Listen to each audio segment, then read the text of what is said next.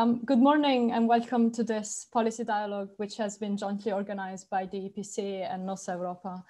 We will discuss today the Portuguese presidency of the Council and the economic recovery from the COVID-19 crisis. My name is Marta Pilati. I'm policy analyst at the EPC, where I work mainly on economic and regional policy, and I have the pleasure to moderate today's event. I'm joined today by Paula Zacarias, Secretary of State for European Affairs of Portugal. I'm joined also by Paulo, Sande, member of the board of Nossa Europa, and by Fabian, Zuleeg, Chief Executive of the European Policy Center. Just before we start, a little bit of housekeeping. This event will last 1 hour. We will begin with 15 minutes keynote address by the Secretary of State, followed by just a few minutes reactions from Paulo and Fabian. We will then have a panel discussion where I will fit in questions from the audience, so do not hesitate to ask your questions early on. You in the audience can ask your questions in two ways. You can raise your virtual hand and I will give you the floor, or you can type in the question in the Q&A box. In that case, please keep it short so I can easily read it out loud. So let's kick off. The Portuguese presidency of the Council started in January and will continue until the end of June. These have been and will be hectic months for the European economic recovery. A third wave of lockdown, the picking up of the rollout of vaccinations, the drafting and submission of national recovery and resilience plans, and the ongoing ratification of the own resources decision by the EU27, which will finally allow the EU to borrow funding for Next Generation EU, among, of course, many other international developments and the start of the Conference of the Future of Europe. Today, we focus the discussion on economic recovery, what has been done up to date, what is still needed to face future challenges. What are the next steps and what is the role that the Portuguese presidency can play? Let's hear it directly from Paula Zacarias, Portugal Secretary of State for European Affairs, who will give a keynote address. Paula, the floor is yours, please. Thank you very much, Marta. A pleasure to be here with you this afternoon. And first, let me thank to Fabian, Zuleeg, and Carlos Coelho, who put forward this invitation to be with you today. And also greetings to my friend Paulo, Sande. It's a pleasure to see you there. First I have to say that in this pandemic situation that we're living, once again, the politics and policy making make us really think that we need rigorous evidence-based research and analysis.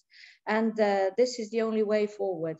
And indeed, I want to take this opportunity to thank the EPC for this excellent service to the EU for the past 24 years. It's impressive. Thank you very much. We all count on your reports. This is really something that all politicians around Europe read. And so it's really a pleasure again to be here today. Well, today's dialogue on the economic recovery from COVID-19 pandemic. Marta, you've said it all. We have huge challenges. And this comment today comes at a very good moment. We are halfway the presidency. We ended up today to the European Commission our recovery and resiliency plan. So we are really in a very good day. And at the same time, we have received good news from Germany and its Constitutional Court decision. Plus, today it's Earth Day, and we were able to approve yesterday at 5 o'clock in the morning in the trilogue with European Parliament, the Europe climate law. So we have good news, and this is good. We need good news at this point.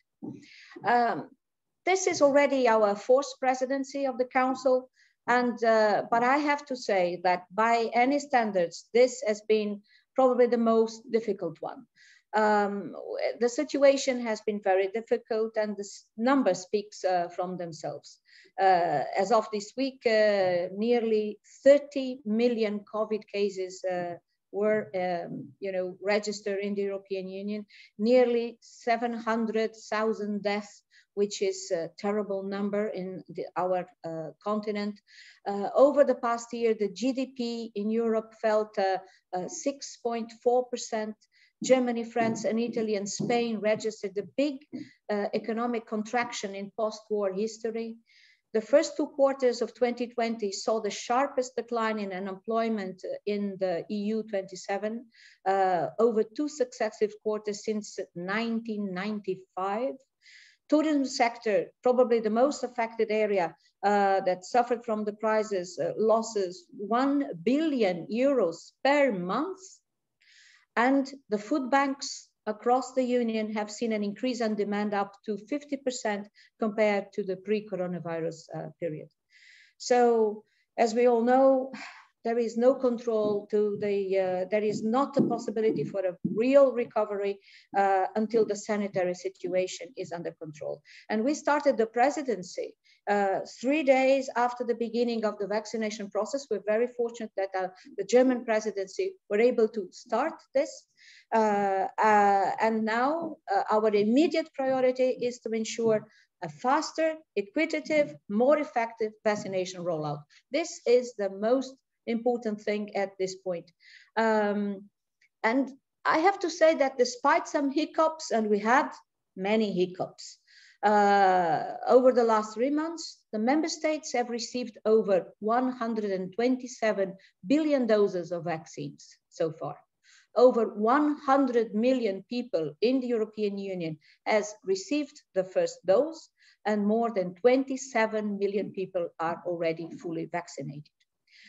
At the beginning of our presidency, last month, we had to go for a little rearrangement for a solidarity sharing of vaccines to support 5 member states that were in the greatest shortage of vaccines. We enabled like this, with this solidarity movement, to make sure that at least 45% of the population in all member states will be vaccinated by the end of June. So it is clear that only working together and in a coordinated manner, we will achieve results. Together, we can provide a swift and effective answer to the health emergency and also to its dramatic economic and social consequences. Throughout the previous 3 months, I would say in the spirit of compromise and the spirit of build bridges, the Portuguese presidency was able to approve the e-privacy reform, the temporary restrictions on travel within and into the EU. We got the council position on the digital green certificate, and we really now are very hopeful that we can negotiate this with the European Parliament until the end of May. Most recently, we approved the European climate law, and we unblocked the process of the conference on the future of Europe. So I think now we really, and at the same time, we are concentrating in the vaccination process, and we need to look into clearly now what can we do in terms of the recovery. So after a decisive boost during the German presidency with the approval of the multi-annual financial framework and the next generation package, the presidency's main responsibility was to put the union programs and the funds at the service of the recovery. By this, I mean putting the multi-annual framework for 21-27 and the resilience and the recovery mechanism on the ground, together with the national recovery plans. And this kick off a new cycle, focusing on the recovery from the pandemic, but also funding what we hope to be a more resilient, sustainable, innovative, and fair Europe. Regarding the MFF, we successfully closed the negotiations and launched I would say, almost all programs of the budget, and we can kick off the program for the next 7 years. There is only a discussion around the BAR, the Brexit Adjustment Reserve. We need to close the Common Agriculture Policy package, but normally this is also done in a separate pass, I would say. And all in all, the MFF is on the ground. The president was able to get agreements on cohesion policy, on all the big programs, Horizon program, EU Health program, InvestEU, Erasmus, it's done. The recovery and resilience mechanism, the presidents entered, we approved the regulation. It entered into force on the 19th of February, and now national recovery plans can be formally submitted. We know that member states are adjusting their plans to ensure that the subsequent process of the submission goes as smoothly as possible. There has been a lot of technical work done with the Commission. There is no specific date for the submission. We say until the end of April, there has to be this submission. So we now hope that member states will start presenting their plans. And as I said, Portugal submitted its own plan today. President Ursula von der Leyen said this morning, the submission marks the beginning of a new phase in the process of implementing the recovery and resilience facility. So we really hope that now more member states will present their plans. And I have to say that the submission by Portugal was the result of a very productive and intensive dialogue with the Commission since October that we are doing this. As for the next steps, the Commission will soon assess the plan within the next 2 months, and we would expect that these 2 months could be even shorter because there was much technical work done ahead. And then the Council has 4 weeks to, as a rule, to adopt the Commission's final proposal. So we hope the first funds will arrive during the summer so that we can start to support really the economic recovery that is so needed. President Ursula von der Leyen also reinforced this today by saying that she is confident that the first payments will be in place by the summer. I think this is the sentence that everybody wanted to hear. Now, for the next leg of the presidency, what's up here for the next 2 months and a half? 2 main goals, I would say. The fast and smooth approval of the other national plans that now there is a sustained movement of national plans being sent to the Commission and with smooth approval.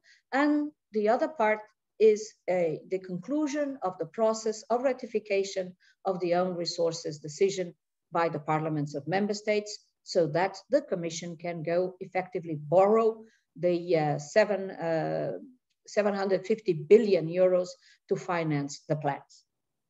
So where are we in terms of this ratification? So far, there are only 10 member states missing that need still to ratify their own resources decision. And we are confident that after this decision taken by the German Constitutional Court, that some other member states will feel the need and the pressure to do this ratification as soon as possible and come up with a decision. Also in the economic governance, the presidency had to work a lot to discuss with member states how to better respond, how to better adapt the European semester to the current circumstances. We organized the European semester in a different way. We promoted debates in different council formations so that we could have the different views from the different sectorial ministers. And we did this around the European resilience mechanism. So all in all, I believe that the European Union response to COVID pandemic has been ambitious, innovative, and swift.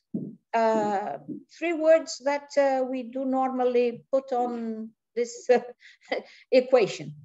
But even if we criticize sometimes the slow reaction, I believe that this crisis proved that the Union could do, this time it could be different. That this time the institutions and the member states could go to walk paths that were unthinkable 1 year ago. And this is true for the in the field of health, and it is true in the field of recovery. And this shows that the EU, this old idea that the EU evolves every time there is a crisis. Every time there is a crisis, we find solutions and we move forward. But we move forward together. And this is the fundamental issue. Keep the unity of the Union is also, that is really fundamental. Because when we look at the dimension of what we had, people always compare with the US. Circumstances are totally different. But when we look at the dimension, I could say that we launched a package of 5.5 trillion euros in just a few months, something that is totally unprecedented. We put together, if we put this in perspective, 5.5 trillion euros is more than 5 multi-annual EU budgets combined. So we had 1.8 trillion for the MFF Next Generation. We had national liquidity measures taken under the new flexible state aid rules on the value of 2.5 trillion. Under the flexibility budget rules, 524 billion. We have SURE with 100 billion, EIB measures, 200 billion, the previous EU budget, 70 billion, and the pandemic support in line with European Stability Mechanism, 240 billion. This is how large the whole thing is. And if we add to this the European Central Bank action with 1.85 trillion, we have a total of 7.35 trillion euros, which is a huge amount, never seen before. It's half a century of annual EU budgets. So we have ambition, there is innovation.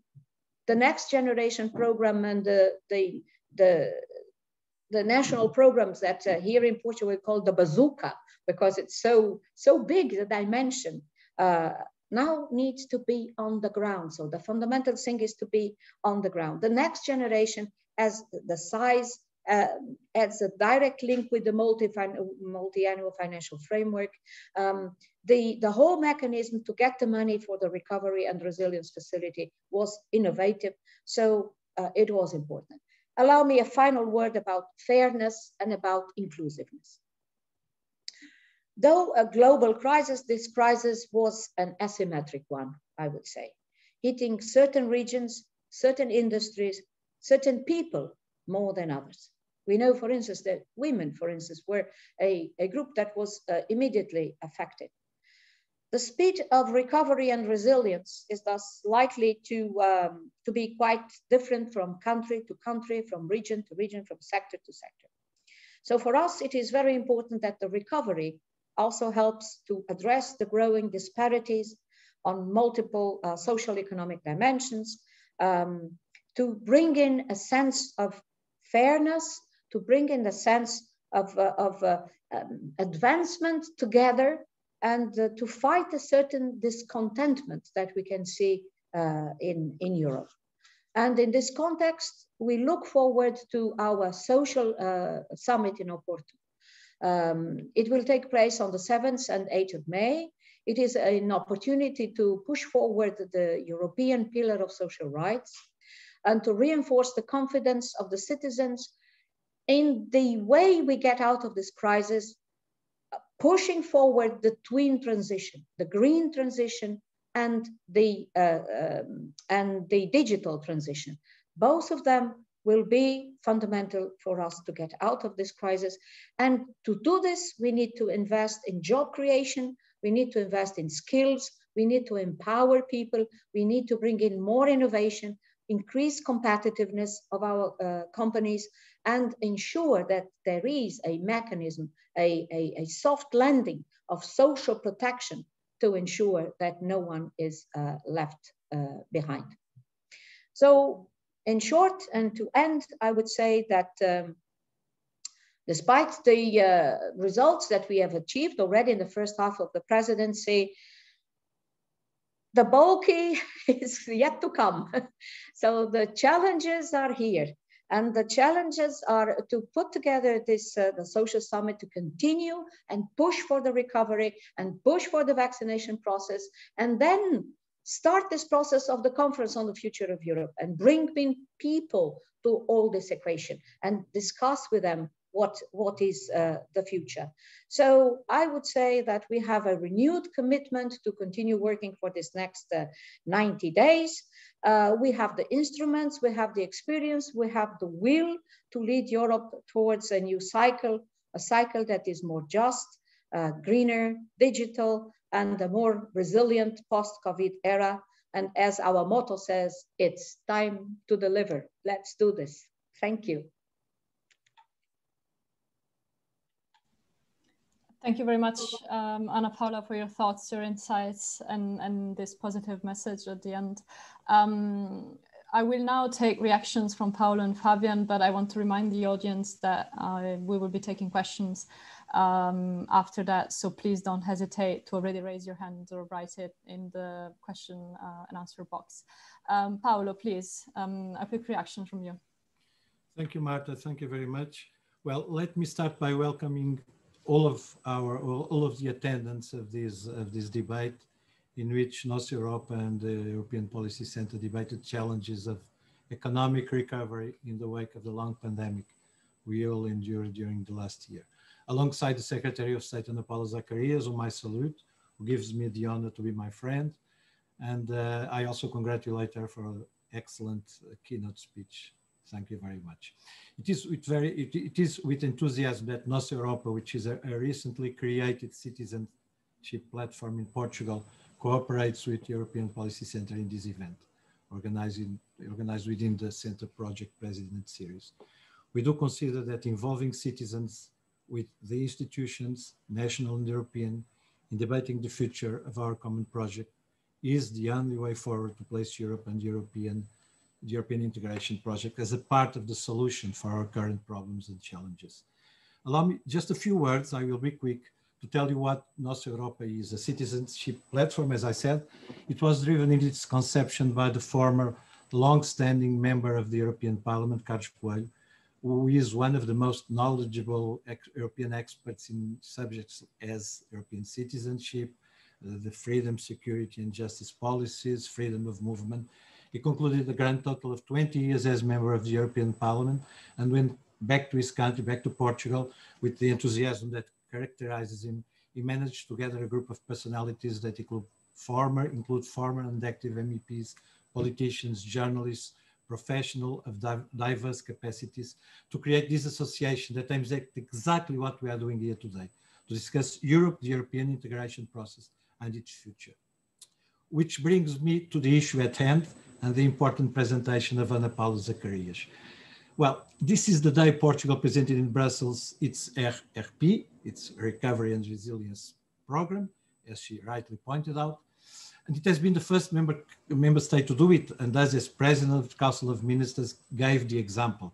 And that is also why a speech here today could not be more symbolic, it could not be more opportune. Let me start by saying that it is also enlightening, not only in what concerns the Portuguese Presidency's priorities and needs, as also to what the Portuguese RRP's objectives are. Because as a whole, and rephrasing the perspective she framed for us today, it is a very comprehensive, straightforward and effective strategy, and it comes with a program. I will not repeat it, of course, but I want to express one major concern for the sake of the debate, which also addresses some of the things she said, and one concern that I think lingers in the mentioned wake of the pandemic. And it is what I think I submit is the considerable and extensive blow that the reputation of the European integration process suffered as a consequence of the vaccination process. We had several phases in the last year in which the European integration was considered as a part of the solution and then part of the problem, again part of the solution, it became part of the problem again. Let me be transparent about that. I want to be that. Things went quite badly, despite the fact that it was not all European responsibility, the hardship that the Secretary of State mentioned, and the fact that the situation was also used by some for political gain. Nevertheless, let's not fool ourselves. The very idea of the supranational share of sovereignty within the framework of the European Union has been tarnished by the process at the eyes of public opinion. I am convinced it will become very apparent in the months to come. The enemies of the European Union are not asleep, and they will seize the moment. Populism is a fact. Some national elections to come very soon will be the ideal terrain to submit to citizens what the formerly called Eurosceptics consider to be the incapacity of the European integration to cope with real problems. This is a real threat to the Union. And the question now is whether the combined effect of the RRP, the development of national programs, the social summit that the Secretary of State mentioned here, and it's so important for the Portuguese presidency, as well as the Conference on the Future of Europe, may contribute to a quick reversion of the damage on the reputation of our integration process. To conclude, how can citizens participate? How can we convince them of the need of the reinforcement of competences, which is now clear in many policies such as health? How can the institutions and how can we as citizens, as platforms for citizenship contribute? This is the questions I leave, and thank you very much. Thank you, Paulo. We shall come back to some of those points later on. Fabian, please, a reaction from you. Well, firstly, also, thank you very much from me. Very glad to be able to cooperate with Nossa Europa. And thank you very much for the keynote speech, which has already covered a lot of ground. And I would agree with very many things which are in there. Certainly this time was different when we're looking at the economic response. We have learned something from the Euro crisis in terms of what needs to be done. But my general tenor of my comments will be that there's a lot more which will need to be done. And you also referred to that at the end of your speech. We are facing some enormous fundamental challenges, I would argue, which we will have to address.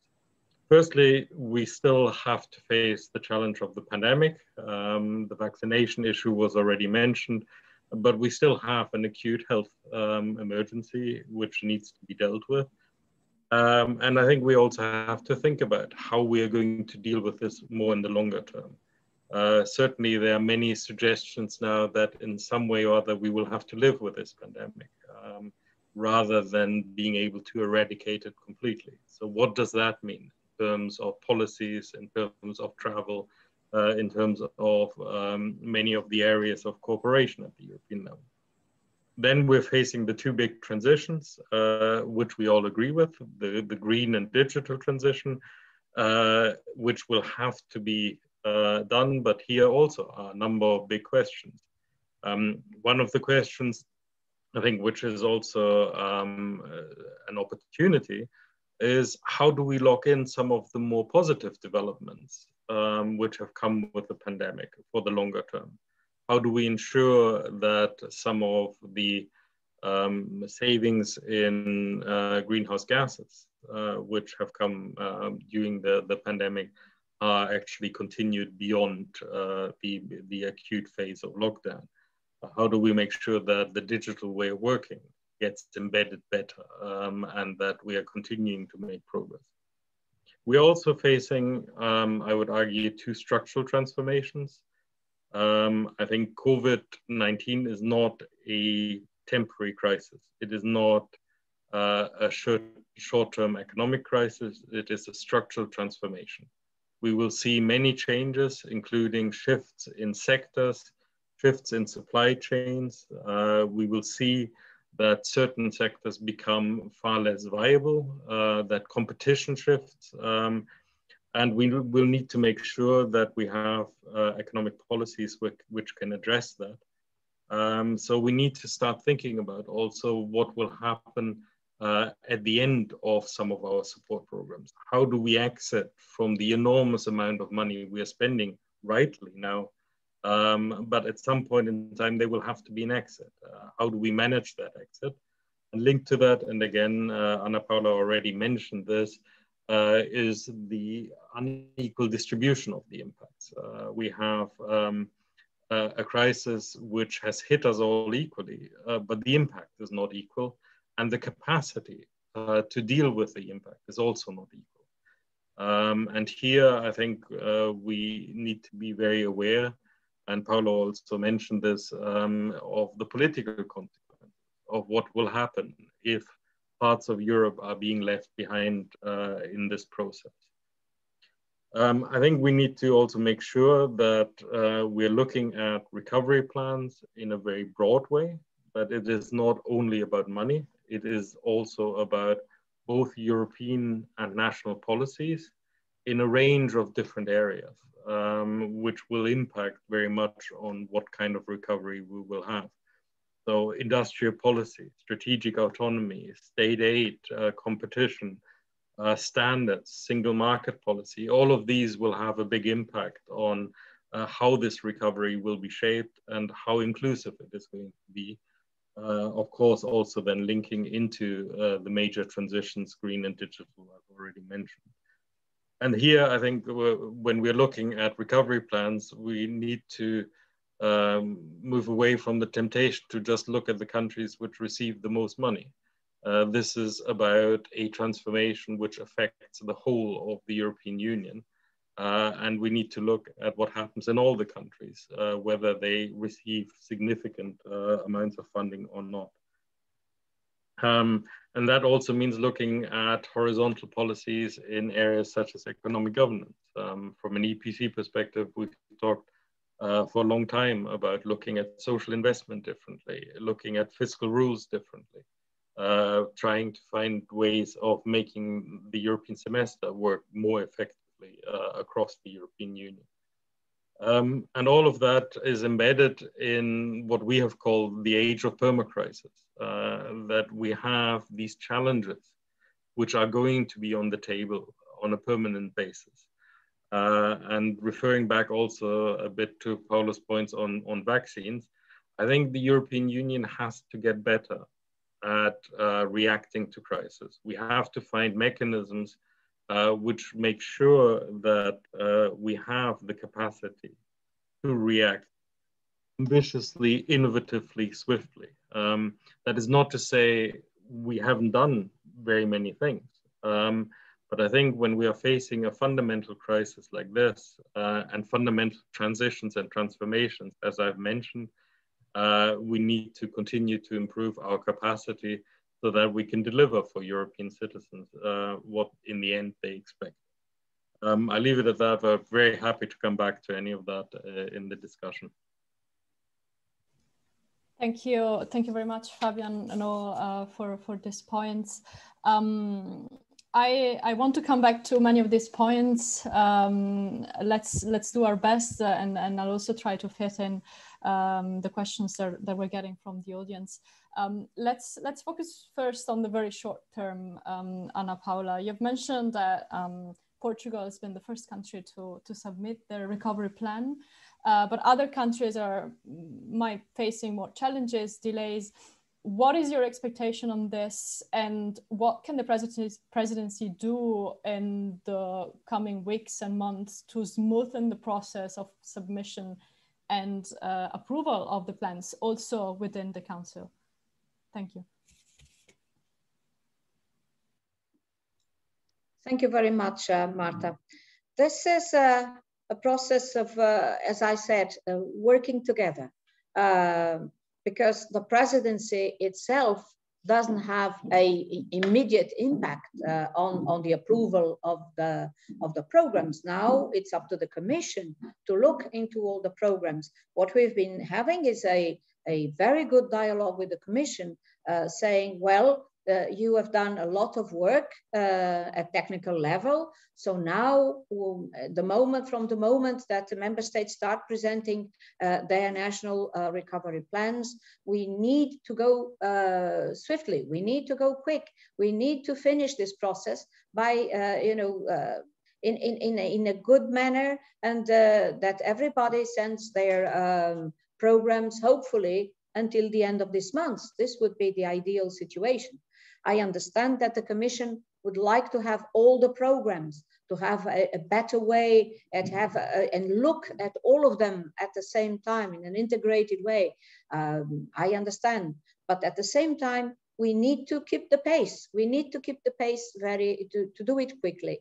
The presidents here can encourage member states, can encourage the president, can encourage the commission, and then when it comes to the council, we really need there we have more leeway to push so that the decision is done in a quick manner. I think the commission, when reading the statement of the president of the commission today, when she says that she wants that the money should be on the ground in the summer, I think this is exactly what we all want in terms of the speed of the process. Yeah. Thank you very much. And indeed, it's the first time ever that the European Union borrows this kind of large amounts of funding from financial markets. Paulo, do you think this is a paradigm shift in how the EU operates, or is this just an exception for something that is exceptional, has never happened before, and will just go back to how the EU was working before? No, I hope not. I think not. In fact, what the history of the European Union, the European integration tells us is that often exceptions become the norm. That happens lots of time. I don't say this is it will be the case. As you know, this decision of the German court was very important. The fact that they really rejected the appeal from a group of citizens was important, but this kind of problem still exists. The relationship between the national constitutional courts, the national sovereignties, and the European one and the European competences is something that will endure, will stay with us. So we must be careful in what we put in place. This is, of course, a revolution. It is the first time. It is something that has been discussed for the last 20 years without really being concluded and being effective. But now it will happen. And it will happen as a consequence of a major pandemic, which is also one of the good consequences, the unexpected consequences of this kind of situation, of this crisis. And we will have to seize the moment to put it in, to make it happen, but to make it effective. The danger, once again, is that the European integration is not perceived as something useful for citizens. I think citizens must once again be convinced of the goodness of this project, which is a very important one. This is a real revolution. Once again, the Secretary of State told us here today the amount of enormous challenges that are at hand, that are being dealt by this presidency, by the next presidencies, by the European Union as a whole. But at the end of the day, this revolution is very important. It must work. It must be dealt by in a very, I would say, effective way, so that it won't be perceived by citizens as putting money in problems and not solving problems. So the challenge now is to solve the problems, and that has to be clear for citizens. We cannot come at the end of this process like people saying, well, it would be better for me to use this money in another way, or we're just putting money on the problems, and in fact we must solve the problems. So this is the issue. I mean, once again, as Paula Zacarias said in her presentation, the fact that we have social problems must be dealt by in this social summit, but then go on and be effective and come with conclusions. This is essential. Otherwise, people will say, well, once again, this is a major, we have other problems, political problems and others, human rights, many things that have to be dealt with. This is the big problem, is that it's not just one issue. It's, of course, the health problem, but also the economic problem, the social issues arising from this, the inequalities, and it is very important that the Secretary of State told us about that. So everything has to be dealt I would say, in a great approach that at the end of the day comes to conclusions and to results. I would say that this must be our main concern, the European Union's concern in the next years. Results, results, results. Let me just stay with you because you mentioned this communication problem that appears recurrent when the EU is facing a crisis. How would you go about solving that? And do you see, what kind of role do you see for the conference on the future of Europe? I see the conference is essential. We witnessed other conferences. We had we had that in the past also.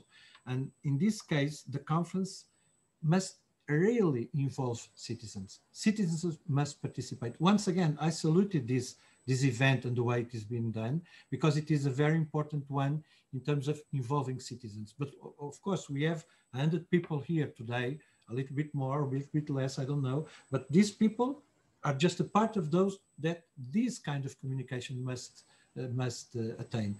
Otherwise, if citizens are not involved and they don't feel Europe as something of their own, they will go back to what is natural, to what is, I would say, culturally the natural solution, the natural situation, which is national state citizenship, and they will forget that the European Union gave them and is still giving them so many things. We must understand that there are forces against the European Union.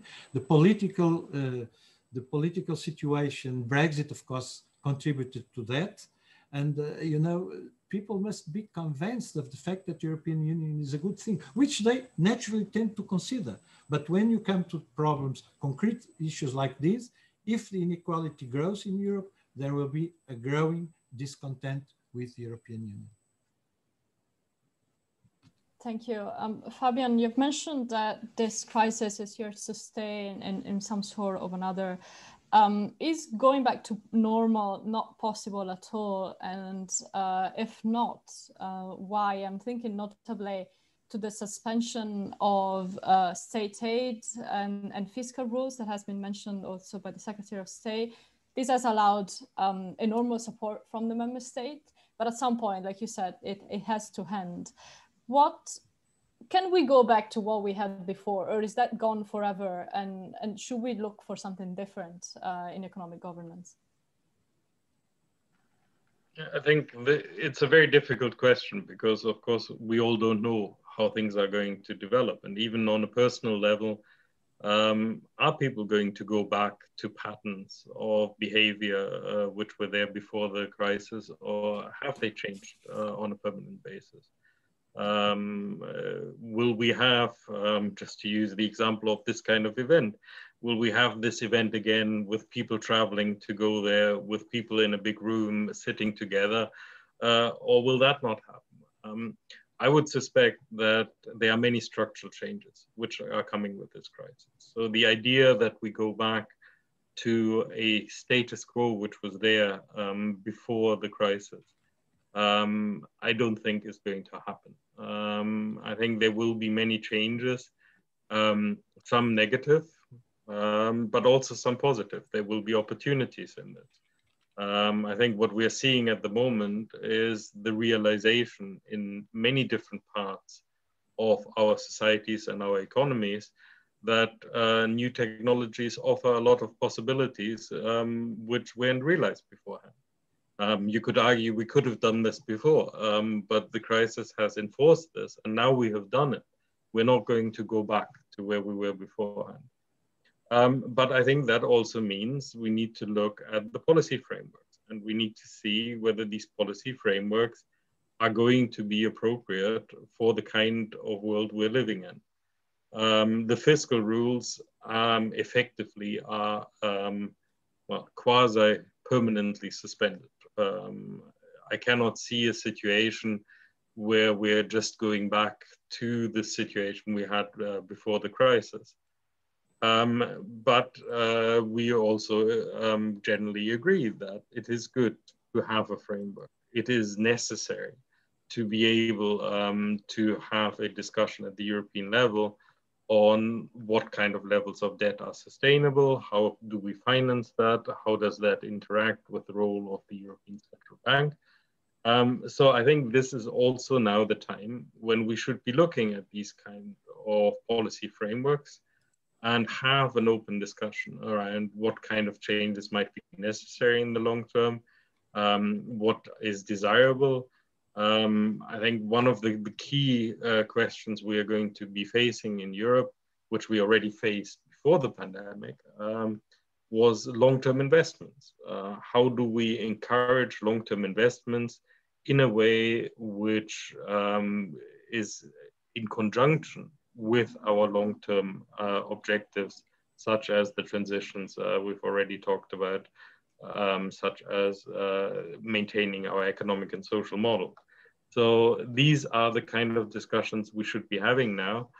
And some of that will be difficult. And in that sense, I'm a little bit less happy about the German Constitutional Court. And I say this as a German as well, because I think, yes, it is true that the German Constitutional Court has enabled us to go on for now.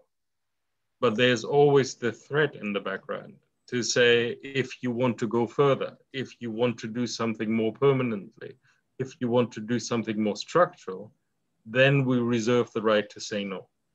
And I think this is something we will have to address, because it is something more permanent, more structural, more durable, which we are going to need to deal with the long-term structural effects of this crisis. Thank you very much, Fabian. Anna Paula, let me come to you. You know the Council of the Member States better than everyone. Do you think there is appetite for this kind of discussions Fabian was just mentioning, the need to maybe rethink economic governance, the need to rethink the impossibility of going back to status quo that we had before? Do you feel this is possible at all from a political level, from how you read the room in Council? Is there appetite for this kind of discussions? I would say that we are facing like a tornado or one of those tsunami waves.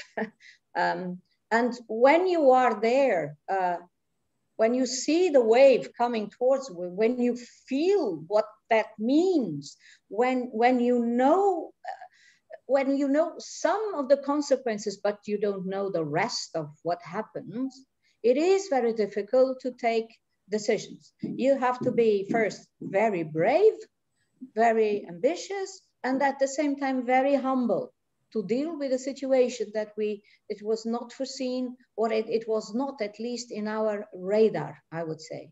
So now we have to deal with this situation that we have to act immediately and look at the long term. I totally agree with Fabian. We need to have a long-term perspective.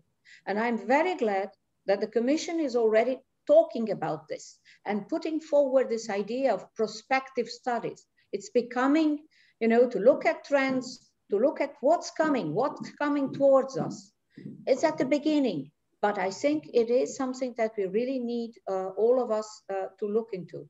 Of course, we had to find the vaccines, we have to find the recovery, we have to bring in new jobs, we have to do these two transitions, the digital and the climatic transition. These are to-do things, but we know that the consequences will be very positive, but also there will be backlashes. People are a bit afraid in terms of turmoil. People are afraid that there are no, it's difficult to have the framework. And so we have, as politicians, as governments, we need to find ways to boost the confidence of the people in what we're doing. That's why we need the values. That's why we need the transparency. That's why we need to show that we're doing the things that has to be done. And that's why if we believe that we need the European Union united, that we need a strong European Union, we have to work for it.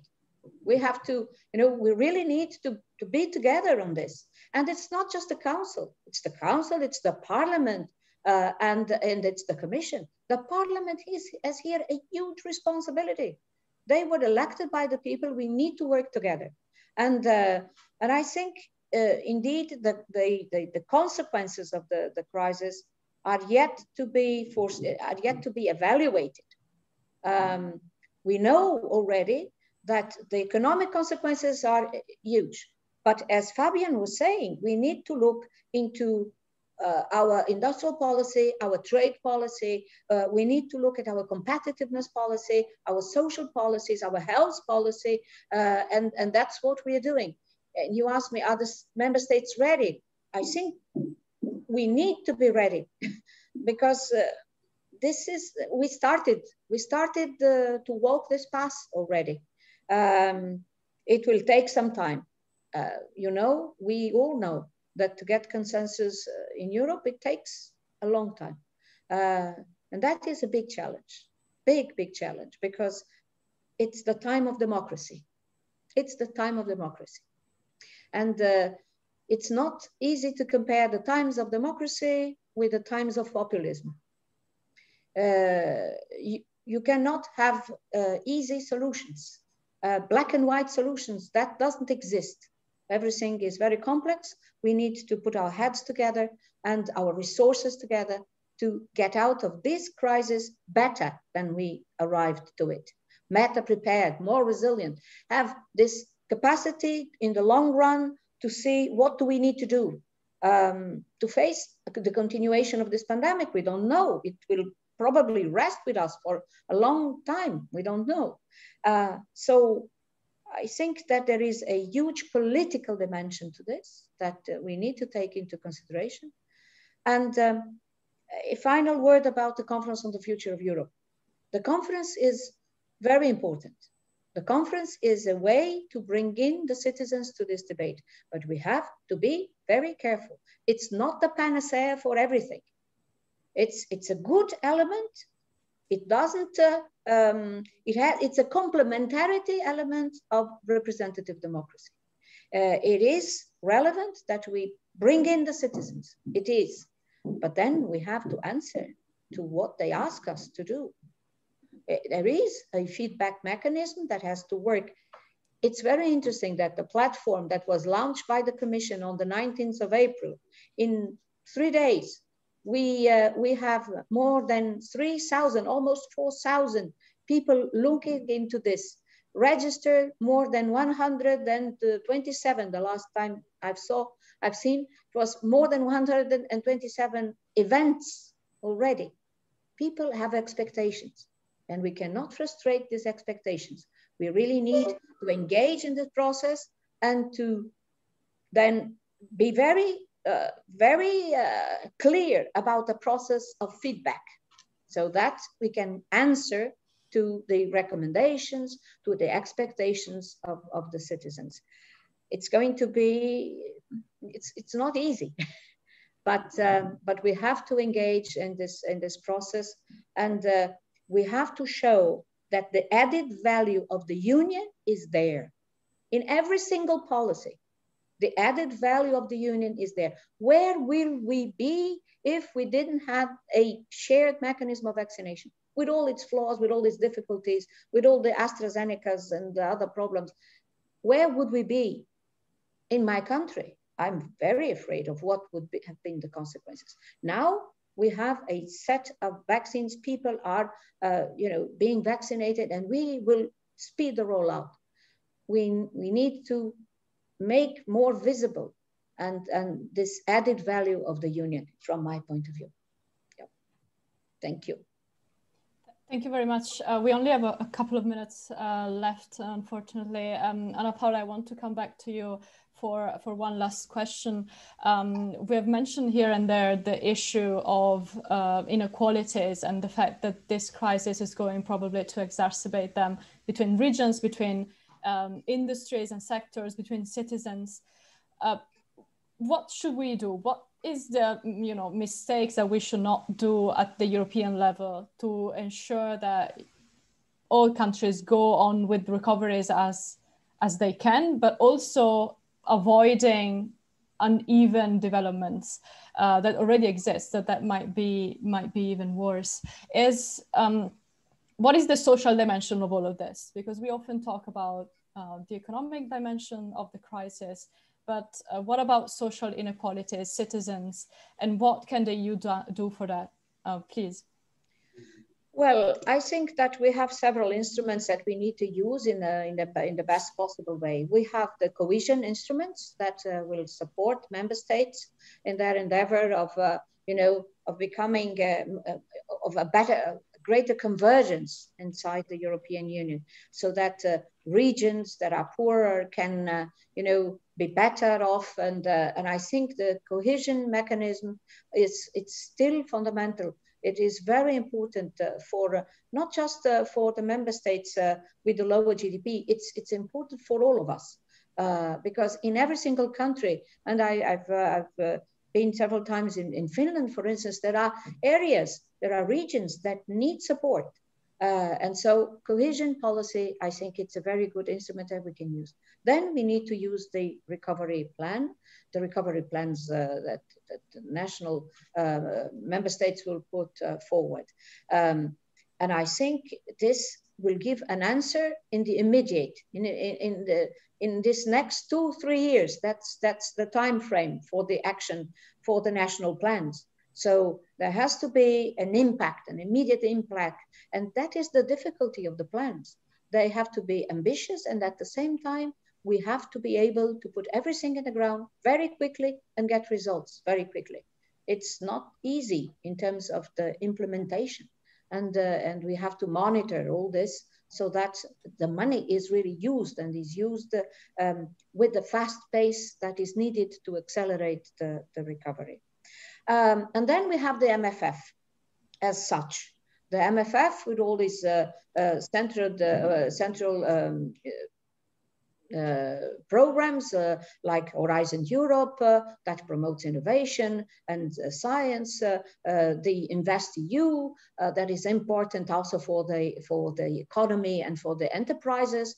And we need to look into our policies, industrial policy, trade policy. We need to look into our way of dealing with what we call now this capacity to bring to Europe or to stay in Europe our productive capacity.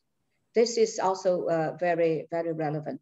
So all these instruments need to be put together, plus a capacity to work at social level. We know this is a matter for the member states, but we have the pillar of social rights.